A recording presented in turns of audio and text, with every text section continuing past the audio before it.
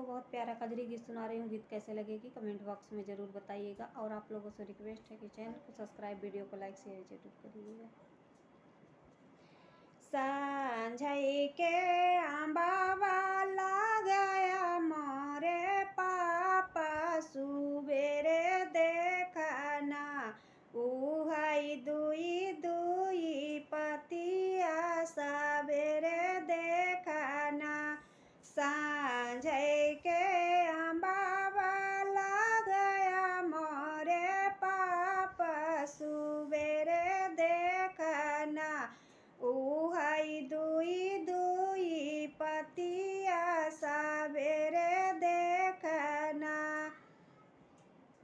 दे तू न मोरी माया सोने के गैला नवासी चने जावे ना अपने पापा के बगीचा सी चने जावे ना।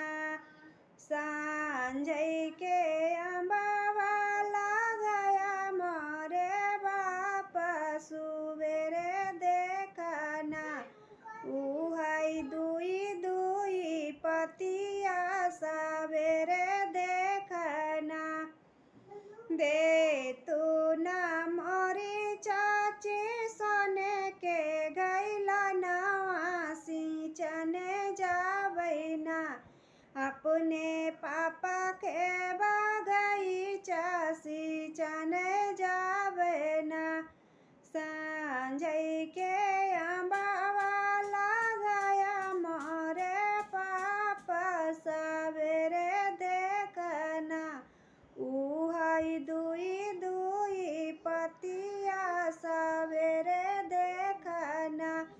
सांझई के अम्बावा गया मोरे पापा सवेरे देखना उहाई दुई दुई पतिया सवेरे देखना।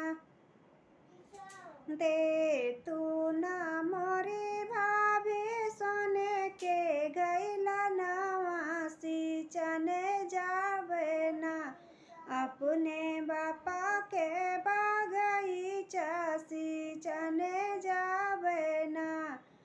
दे तू न मोरी भाभी सोने के गैला नवासी चने जावे ना अपने बापा के बगीचा सी चने जावे ना। सांझई के अम्बावा गया मोरे पापा सवेरे देखना उहाई दुई दुई पतिया सवेरे देखना। गीत कैसी लगी दोस्तों कमेंट बॉक्स में जरूर।